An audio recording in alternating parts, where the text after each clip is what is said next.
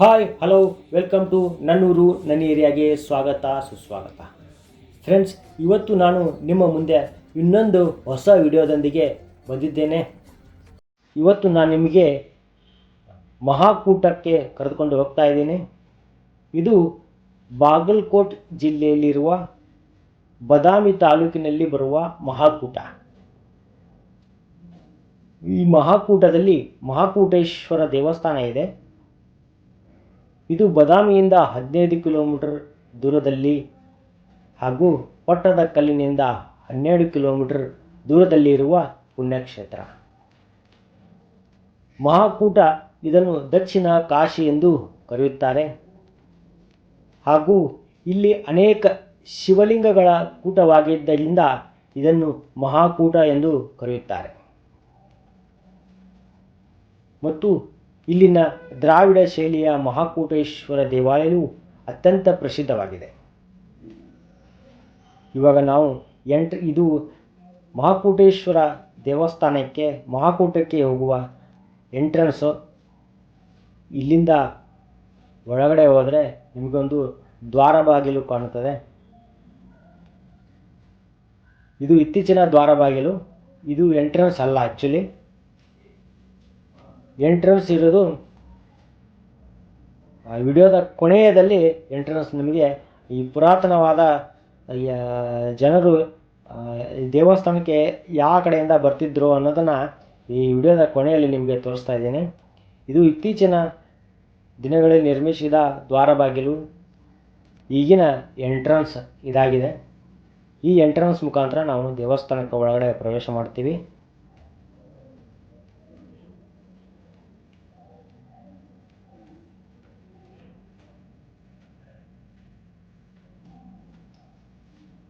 ಮಹಾಕೂಟ ಎಂದು ಹೆಸರು ಬರಲಿಕ್ಕೆ ಕಾರಣ ಇಲ್ಲಿ ಅನೇಕ ಶಿವಲಿಂಗಗಳ ಕೂಟವಾಗಿದ್ದರಿಂದ ಇದನ್ನು ಮಹಾಕೂಟ ಎಂದು ಕರೆಯುತ್ತಾರೆ. ಹಾಗೂ ಚಾಲುಕ್ಯರ ಕಾಲದಲ್ಲಿ ಈ ಮಹಾಕೂಟದಲ್ಲಿ ಮಹಾಕೂಟೇಶ್ವರ ದೇವಸ್ಥಾನ ಇದೆ. ಹಾಗೂ ಇದನ್ನು ಮುಕುಟೇಶ್ವರ ದೇವಸ್ಥಾನ ಎಂದು ಕರೆಯುತ್ತಾರೆ. ಏಕೆಂದರೆ ಮುಕುಟ ಎಂದರೆ ಕವಚ. ಚಾಲುಕ್ಯರ ಮೊದಲನೆಯ ರಾಜಧಾನಿ ಇದಾಗಿತ್ತು. ಹಾಗಾಗಿ ಈ ಮೊದಲನೆಯ ರಾಜಧಾನಿಯಲ್ಲಿ ಈ ಮುಕುಟೇಶ್ವರ ದೇವಸ್ಥಾನವನ್ನು ಕಟ್ಟಿ ಶಿವಲಿಂಗವನ್ನು ಪ್ರತಿಷ್ಠಾಪಿಸಿದ್ದಾರೆ. ರಾಜಧಾನಿಯ ಮುಕುಟದಂತಿರುವ ಈ ಮುಕುಟೇಶ್ವರ ದೇವಸ್ಥಾನವನ್ನು ಇಲ್ಲಿ ಪ್ರತಿಷ್ಠಾಪಿಸಿದ್ದಾರೆ.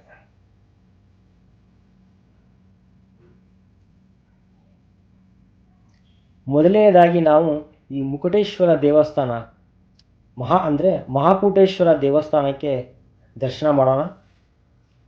ಇದು ಮುಕುಟೇಶ್ವರ ದೇವಸ್ಥಾನದ ದ್ವಾರ ಬಾಗಿಲು.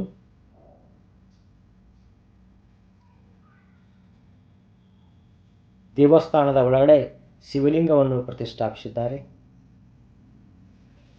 ಈ ದೇವಸ್ಥಾನವನ್ನು ಚಾಲುಕ್ಯರ ಮನೆತನದ ದೊರೆ ರಣವಿಕ್ರಾಂತ ಪರಮಭಾಗವತ ಎಂಬ ಬಿರುದಾಂಕಿತ ಮಂಗಳೇಶನು ತನ್ನ ವಿಜಯದ ಸಂಕೇತವಾಗಿ ಕ್ರಿಸ್ತಶಕ 602ರ ಶುದ್ಧಾರ್ಥ ಸಂವತ್ಸರ ವೈಶಾಖ ಪೂರ್ಣಿಮೆಯ ದಿನದಂದು ನಿರ್ಮಿಸಿದ್ದಾರೆ. ನಾನು ಈಗಾಗಲೇ ಹೇಳಿದ ಹಾಗೆ ಚಾಲುಕ್ಯರ ಪ್ರಪ್ರಥಮ ರಾಜಧಾನಿ ಇದಾಗಿತ್ತು. ಇದು ಭಾರತೀಯ ವಾಸ್ತುಶಿಲ್ಪಕಲೆಯ ತೊಟ್ಟಿಲು ಎಂದು ಪ್ರಸಿದ್ಧವಾಗಿದೆ.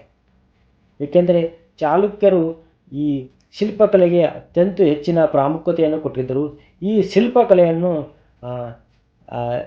ಶುರು ಮಾಡಿದ್ದು ಇಲ್ಲಿಂದಲೇ, ಮಹಾಕೂಟದಿಂದಲೇ ಈ ಶಿಲ್ಪಕಲೆಗಳನ್ನು ಕೆತ್ತಲಿಕ್ಕೆ ಶುರು ಮಾಡಿದರು. ನಂತರ ಇಲ್ಲಿಂದ ಪಟ್ಟದಕಲ್ಲಿಂದ ಐಹೊಳೆ, ಬಾದಾಮಿ ಇಲ್ಲೆಲ್ಲ ಶಿಲ್ಪಕಲೆಯನ್ನು ನೋಡ್ಬೋದು. ಇದೇ ಈ ಮಹಾಕೂಟೇಶ್ವರ ದೇವಸ್ಥಾನ. ಹಾಗೂ ಇಲ್ಲಿ ಕಾಶಿ ತೀರ್ಥ ಮತ್ತು ಶಿವಪುಷ್ಕರಣೆ ಎಂಬ 2 ಪುಷ್ಕರಣಿಗಳಿವೆ. ಇಲ್ಲಿ ಸ್ನಾನ ಮಾಡಿದರೆ ಪಾಪ ಪರಿಹಾರವಾಗುತ್ತದೆ ಎಂಬ ನಂಬಿಕೆ ಇದೆ. ಇಲ್ಲಿನ ಪುಷ್ಕರಣಿಯಲ್ಲಿ ಚತುರ್ಮುಖ ಲಿಂಗವು ಏಷ್ಯಾ ಖಂಡದಲ್ಲಿಯೇ ಮೊದಲನೆಯದು. ಈ ರೀತಿ ಚತುರ್ಮುಖ ಲಿಂಗವು ನೇಪಾಳದ ಪಶುಪತಿನಾಥ ದೇವಾಲಯದಲ್ಲಿ ಮಾತ್ರ ನೋಡಲು ಸಿಗುತ್ತದೆ. ಅದು ಬಿಟ್ಟರೆ ಇಲ್ಲಿನ ಮಹಾಕೂಟದಲ್ಲಿರುವ ಶಿವಪುಷ್ಕರಣಿಯಲ್ಲಿ ಮಾತ್ರ ಇದು ಇದೆ. ಇದೇ ಈ ಚತುರ್ಮುಖ ಶಿವಲಿಂಗ ಏಷ್ಯಾ ಖಂಡದಲ್ಲಿಯೇ ಮೊದಲನೆಯದು. ಈ ಶಿವಪುಷ್ಕರಣಿ ಪಕ್ಕದಲ್ಲಿ ಕೋಣೆ ಶಂಕರಲಿಂಗ, ನೀರಿನ ಒಳಗಡೆ ಇನ್ನೊಂದು ಶಿವಲಿಂಗವನ್ನು ಪ್ರತಿಷ್ಠಾಪಿಸಿದ್ದಾರೆ. ಇದು ನೀರಿನ ಒಳಗಡೆಯಿಂದ ಹೋಗಿ ಈ ಕೋಣೆ ಶಂಕರಲಿಂಗ ಶಿವಲಿಂಗವನ್ನು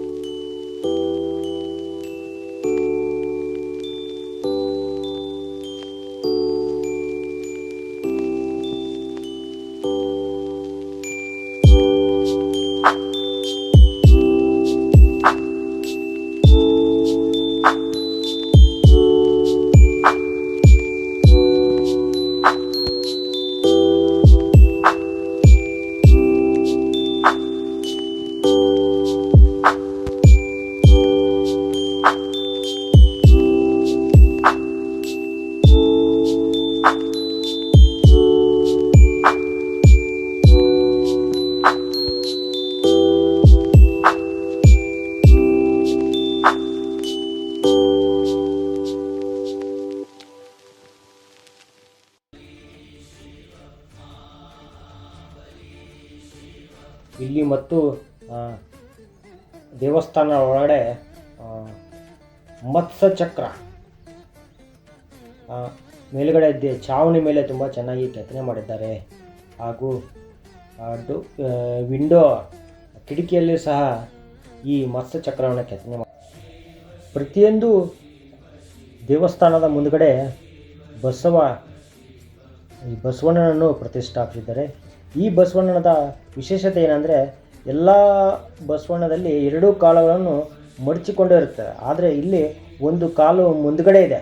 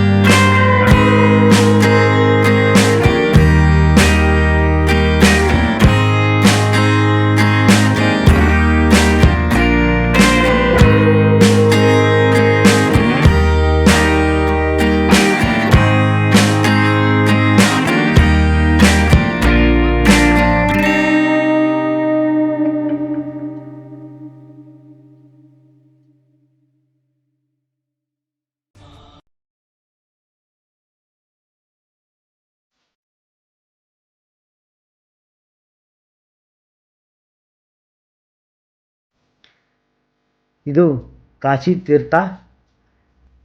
ಇದು ದೇವಸ್ಥಾನದ ಹೊರಗಡೆ ಈ ಕಾಶಿ ತೀರ್ಥ ಇದೆ. ಇಲ್ಲಿ ಕಾಶಿ ತೀರ್ಥದ ಹಿಂದುಗಡೆ ಶಿವಲಿಂಗ ಹಾಗೂ ಗಣೇಶನನ್ನು ಪ್ರತಿಷ್ಠಾಪಿಸಿದ್ದಾರೆ. ಇದು ದೇವಸ್ಥಾನ ಹೊರಗಡೆ ಇದೆ. ಇವಾಗ ನೀವು ನೋಡ್ತಾ ಇದ್ದೀರಲ್ಲ ದ್ವಾರ ಬಾಗಿಲು, ಇದು ದೇವಸ್ಥಾನದ ಹಾಗೂ ಪುರಾತನ ಕಾಲದ ಚಾಲುಕ್ಯರ ದ್ವಾರ ಬಾಗಿಲು. ಇದು ಮೇನ್ ಎಂಟ್ರೆನ್ಸ್ ಇದಾಗಿತ್ತು. ಇಲ್ಲಿಂದ ಜನರು ದೇವಸ್ಥಾನದ ಒಳಗಡೆ ಬರ್ತಾಯಿದ್ರು. ಇಲ್ಲಿ ಕಾಲ ಮತ್ತು ಅಕಾಲ ದ್ವಾರಪಾಲಕರು ಇದ್ದಾರೆ. ಇಲ್ಲಿಂದ ನಾವು ಈ ದೇವಸ್ಥಾನದ ಒಳಗಡೆ ಬರ್ತಾ ಇದ್ವಿ.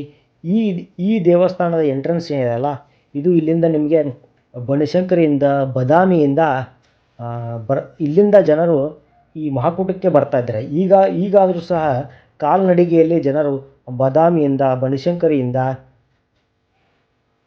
ಪಟ್ಟದಕಲ್ಲಿನಿಂದ ಈ ಮಹಾಕೂಟಕ್ಕೆ ಬರ್ತಾ ಇದ್ದಾರೆ. ಈಗಲೂ ಸಹ ಕಾಲು ದಾರಿ ಇದೆ. ಇದು ದೇವಸ್ಥಾನದ ಮೇನ್ ದ್ವಾರ ಬಾಗಿಲು, ಇದು ಎಂಟ್ರೆನ್ಸ್. ಹಾಗೆಯೇ ನಮ್ಮ ವಿಡಿಯೋ ನಿಮಗೆ ಇಷ್ಟ ಆಗಿದ್ದರೆ ಲೈಕ್ ಮಾಡಿ, ಸಬ್ಸ್ಕ್ರೈಬ್ ಮಾಡಿ. ಇನ್ನೂ ಹೆಚ್ಚಿನ ವಿಡಿಯೋ ಮಾಡೋದಕ್ಕೆ ಉತ್ಸಾಹ ಬರುತ್ತೆ ನಮಗೆ ಅಂತ ಹೇಳ್ತಾ ಈ ವಿಡಿಯೋನ ಮುಗಿಸ್ತಾ ಇದ್ದೀನಿ. ಧನ್ಯವಾದ.